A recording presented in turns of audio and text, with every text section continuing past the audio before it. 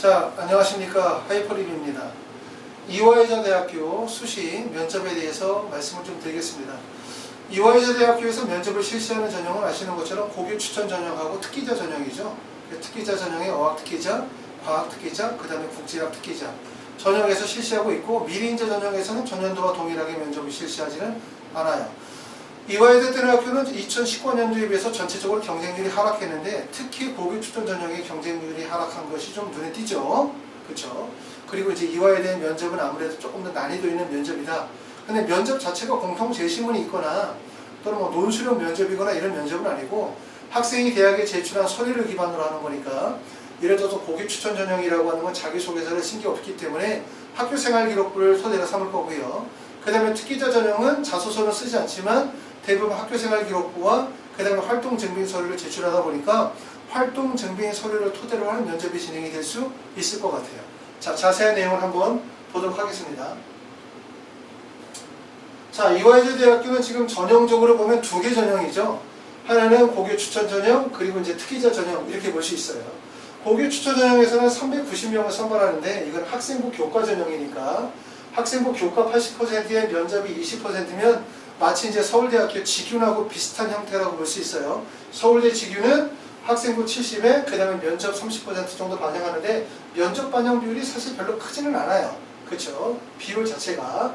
근데 이제 아무래도 올해 같은 경우에 고교 추천 전형의 경쟁률이 전년도에서 많이 하락을 했기 때문에 면접의 중요성은 더 커진 거죠. 왜냐하면 경쟁률이 높으면 합격 가능성이 낮은 거고, 또 그러니까 반대로 면접을 잘해야 될 수도 있지만, 경쟁률이 낮으면 현실적인 가능성이 높아진 거잖아요. 그러니까 조금만 더 열심히 하면 합격할 가능성이 되게 높다라는 생각을 가질 수 있어요. 더군다나 이제 미래인재 전형은 수능 체제가 있지만, 이건 수능 체제가 없는 전형이고, 아시는 것처럼 서울에 있는 주요 대학들 중에서 학생부 교과 전형을 갖는 대학들이 지원할 수 있는 대학이 한양대학교, 그 다음에 중앙대학교, 그 다음에 이화여대, 이 정도가 학생부 교과 전형을 사용하고 있기 때문에 사실은 이화여자대학교 학생부 교과 고교 추천 전형의 원서를 쓰신 학생들의 입장에서 볼 때는 여기는 반드시 붙어야 되는 학교죠. 왜냐하면 이걸 붙고 위쪽 대학에 붙어야 되는데, 만약에 이게 떨어지면 아래쪽 대학으로 떨어져야 되는 그 대학의 격차가 좀 크게 벌어지는 거죠. 여학생들 입장에서 볼 때는 이화여대를 붙고 위쪽의 대학에 붙어서 뭐 예를 들어서 한양대나 서강대 정도에다 합격을 목적으로 삼아야 되는데, 만약에 이화여대가 안 됐다? 그러면 갈 수 있는 대학교가 뭐 한국외대나 아니면 경희대나 이쪽 밑으로 떨어져야 되기 때문에, 건국대나 동국대 쪽으로 떨어져야 되기 때문에 이화여대는 그런 의미에서는 꼭 합격해야 되는 학교라고 생각이 됩니다. 아마 이 동영상을 보시는 분들은 다 붙으실 것 같아요. 자, 그리고 두 번째는 어학특기자 전형, 과학특기자, 그 다음에 국제학 인재자 전형은 모집 인원이 60명, 69명, 54명인데 선발하는 전형 방식은 다 동일합니다. 1단계 4배수, 서류 100% 다음에 2단계에서 1단계 성적 70에 면접 30%고, 공통적으로 자기소개서를 활용하지 않고 활동 보고서를 씁니다. 활동 보고서도 어차피 자소서의 내용들이 다 포함이 되어져 있어요. 활동 보고서의 내용을 보면, 첫 번째는 과학특기자 전형 같은 경우는 두 개 문항을 물어보는데, 첫 번째는 수상 관련 교내 활동 4가지 쓸 수 있고, 그 다음에 활동 관련해서 교내 활동을 4개까지 포함시킬 수 있어요. 그 다음에 어학특기자 전형은 여기다가 어학 관련이 되어진 공인어학 성적도 4개까지 정도 적을 수 있어요.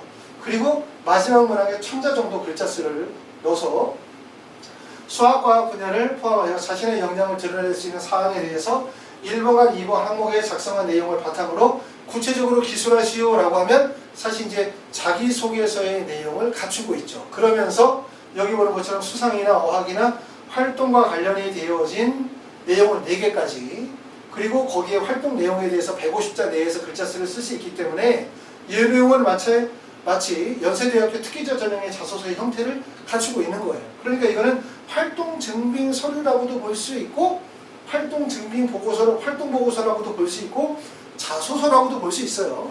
그렇기 때문에 면접을 활용을 하게 되어질 때 어학특기자나 과학특기자나 국제학인재 전형이 별도로 제시문이 없는 상태에서도 활동 보고서만으로도 학생이 가지고 있는 학업적 활동, 그 다음에 여러 가지 인성이나 가치관들을 다 평가할 수 있는 거죠.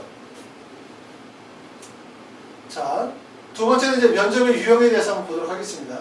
면접의 유형은 학생부 교과 고교 추천 전형인데, 서류에 기반하여 인성이나 가치관, 전공 잠재력, 그 다음에 발전 가능성 등을 종합적으로 평가한다라고 했으니까 서류, 제출 서류라고 하면 결국 학생부를 의미하고 있는 거예요. 근데 학생부를 의미한다는 건 범위가 넓다는 거죠.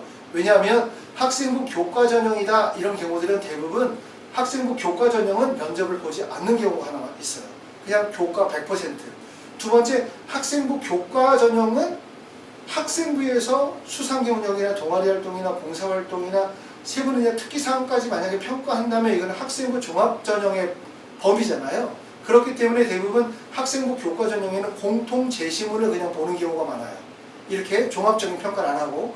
근데 얘는 어떻게 하겠다는 얘기냐면 학생부 전반적인 내용을 다 평가하는 거예요. 학생부 전반적인 내용을. 그러니까 1단계에서 교과 성적에 대한 평가는 끝났고 2단계 면접 전형에서는 여러 가지 지원학과에 대한 전공 적합성, 동아리 활동이라든가 세부능력 특기사항이라든가 수상 경력과 관련이 되어진 거, 자기주도성이라고 하면 학업과 관련이 되어진 부분, 인성과 관련이 되어진 부분은 여러 가지 뭐 봉사활동 등등등 전반적인 내용에 대한 것을 포괄적으로 본다 이렇게 볼 수 있고 면접 자체적으로 봤었을 때는 그렇게 비중이 크진 않아요. 이런 면접들은 대부분 도 10분 정도 아니면 짧은 경우는 5분 정도 보는 경우들도 있는데 학생부 교과에서 5분 정도 면접을 실시하는 경우들은 대부분 공통제시문이 주어지는 경우에 5분 정도 보게 되고 이건 공통제시문이 없기 때문에 학생부를 바탕으로 해서 면접을 추출해서 봐야 되기 때문에 한 10분 정도 시간이 소요될 겁니다.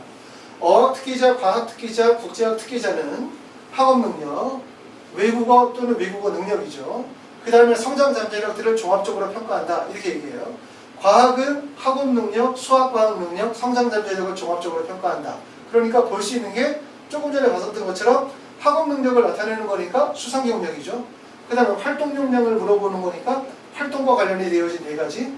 그 다음에 학생이 가지고 있는 여러 가지 역량을 평가하게 될 거죠. 그러니까 결국은 활동 보고서에 나와 있는 내용을 토대로 해서 평가하게 되어진다. 이렇게 보시면 될 것 같습니다. 그리고 이제 어학 특기자 전형 같은 경우들은 근본적으로 활동 보고서를 바탕으로 해서 진행을 하되 어학 특기자의 전형이기 때문에 아무래도 해당 언어에 대한 면접을 준비하시는 게 좋을 것 같아요. 그렇죠? 만약에 내가 독일어과다 그러면 독어동문학과를 지원하게 된다면 독일어에 대한 구사 능력을 어느 정도 갖추셔서 간단한 질문이라 하더라도 질문에 대한 답할 수 있는 능력을 갖출 수 있는 것이 좋습니다. 자, 전년도가 지원 현황을 보게 되어지면 2019년도에 비해서 2020학년도에는 대부분 다 경쟁률이 하락했어요. 그래서 보면 가장 눈에 띄는 부분은 고교 추천 전형이 올해는 경쟁률이 3.97대 1, 전년도에는 5.61대 1이었기 때문에 경쟁률이 큰 폭으로 하락을 했어요.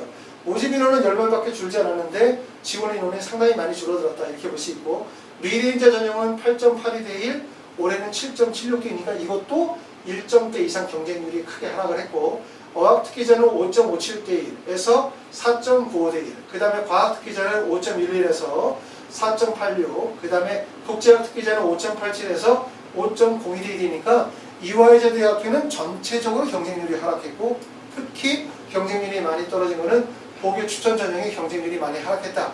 이렇게 보실 수 있을 것 같습니다.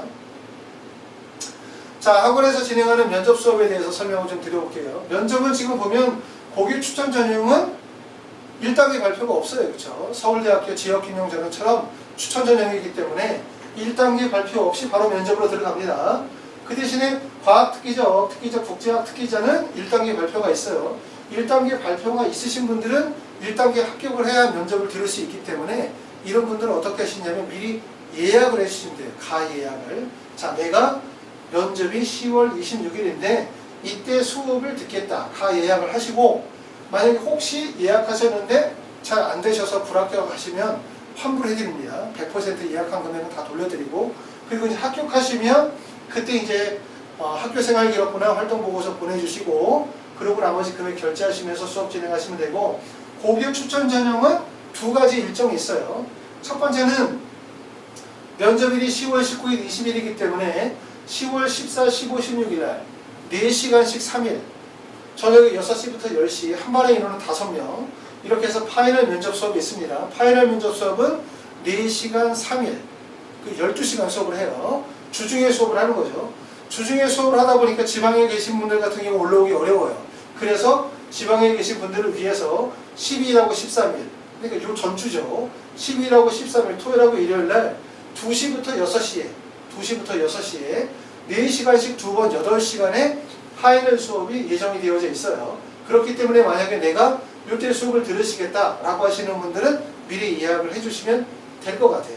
그리고 내가 만약에 지금 수능에 대한 부담감이 없어서 미리 좀 면접을 준비했으면 좋겠다라고 하시는 분들은 주말 수업을 이용을 해서 진행하실 수 있습니다. 매주 토요일날 2시부터 10시부터 2시 사이에 한 반에 있는 5명의 면접 수업이 진행이 되고 있고, 학원에서는 지금 보기 추천 전형은 문이과를 구분지어서 면접이 예정이 돼서 수업이 진행이 될 거고요. 과학특기자 같은 경우도 그룹 수업으로 진행이 되는데, 어학특기자나 국제학 인재 전형 같은 경우는 그룹 수업보다는 개별 수업으로 진행이 되어질 가능성이 높을 것 같습니다.